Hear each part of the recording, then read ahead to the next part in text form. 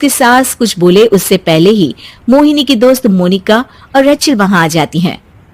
Oh, hi, darling. How are you? OMG, we missed you so much. I missed you too, darling. Ram Ram, इन्होंने तो तुमसे भी छोटे कपड़े पहने हैं। अरे तुम लोगों के अंदर कोई शर्म लिहाज बाकी भी है या सब बेच खाई? मोहिनी, तुम्हारी मेड कुछ ज्यादा नहीं बोलती?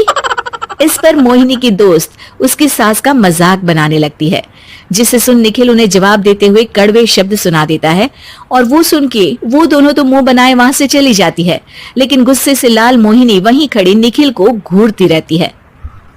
घूर क्या रही हो? तुमसे शादी की ये सोचकर कि विदेश में पढ़ी लिखी हो, घर में कोई पॉजिटिव चेंज लाओगी, अपनी करियर के लिए एम्बिशियस होगी, पर अपने इस बिहेवियर से उस पढ़ाई के साथ साथ अपने मम्मी पापा के नाम को भी डुबो रही हो। अगर तुम्हें ऐसे ही हाल रखने हैं तो यहाँ रहने की कोई जरूरत नहीं है। निखिल की बातें सुनकर मोहिनी रोते हुए घर छोड़कर अपनी मम्मी पापा के पास वापस आ जाती है। ससुराल में सब कुछ ठीक तो है? वो अपने आप को समझते क्या है? मोहिनी पर चिल्ला रहे हैं? मैं क्यों उसके इशारों पर चलूं? मैं अपनी लाइफ अपने तरीके से जीना चाहती हूँ और वो ना आप लोगों को मंजूर था और ना ही उन्हें है। तुम यहाँ नहीं रह सकती।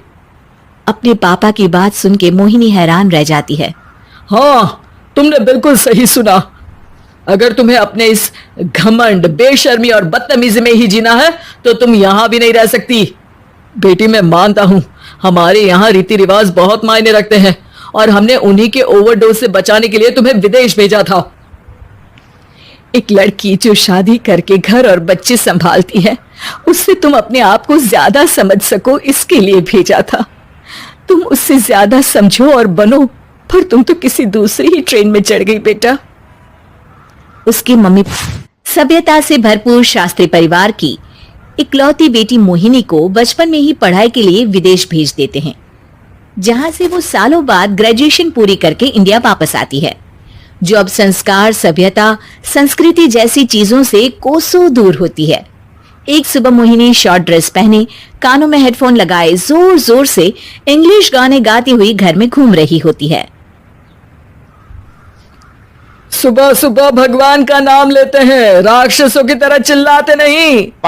पॉप्स, आपको अच्छे गाने की बिल्कुल समझ नहीं है, सो ठीक है, चिल पिल। अरे मोहिनी, पापा से ऐसे बात करते हैं क्या?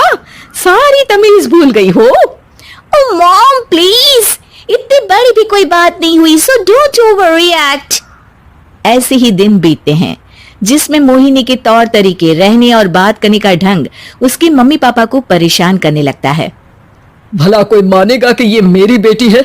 रीति रिवाज और संस्कारों से तो इसका दूर दूर तक कोई नाता नहीं, और अब तो लगता भी नहीं कि कभी होगा। अरे ऐसे कैसे नहीं होगा? लड़कियां सारे नखरे अपने माँ बाप को ही दिखाती है। ससुराल जाकर उन्हें सब कुछ करना भी पड़ता है और मानना भी। पत्नी की बात शास्त्री जी समझ जाते हैं और कुछ ही दिनों में अपने से भी ज्यादा धार्मिक परिवार में निखिल के साथ मोहिनी का रिश्ता पक्का कर देते हैं। रिश्ता तो पक्का कर दिया, पर यहाँ मोहिनी को कैसे मनाएंगे? शादी ब्याह के मामले में आटे में नमक जितना झूठ तो चलता है जी। इसी तरह एक के बाद एक तिकड़म लगाते हुए दोनों मिलकर मोहिनी को शादी के लिए तैयार कर लेते हैं और मोहिनी निखिल की शादी हो जाती है, जिसके अगले दिन से ही मोहिनी दोबारा अपने पूरे अवतार में शॉर्ट ड्रेस पहनकर घर में घूमने लगती है। बहू को ऐसे देख सास की आंखें फटी की फटी रह जाती हैं। अरे ये क्या बेशर्मी है, हमारे घर की लड़कियां जींस तक नहीं पहनती और तुम बहू होकर इतने छोटे कपड़े पहनकर पूरे घर में घूम रही हो। सीरियसली मॉम, प्लीज आप अपनी इस 80 के दशक वाली सोच में मुझे इंक्लूड मत करो। हाय तौबा, एक तो बेशर्मी दिखाती है, ऊपर से सास के साथ जुबान भी लड़ाती है। अरे जल्दी कपड़े बदल कर आ, घर की पहली आरती तुम्हें ही करनी है। इतनी देर में निखिल भी वहां आ जाता है। माँ पापा आने वाले हैं, पूजा का सारा सामान तैयार है ना? ये पूजा हमेशा मेरे बॉयफ्रेंड्स के पीछे पड़ी रहती थी और अब हस्बैंड के पीछे भी आ गई। मोहिनी की बातें सुन सास तो अपना सिर पकड़ लेती है, लेकिन निखिल किसी न किसी तरह उसे पूजा के लिए कन्विंस करके कपड़े चेंज करने के लिए भेज देता है।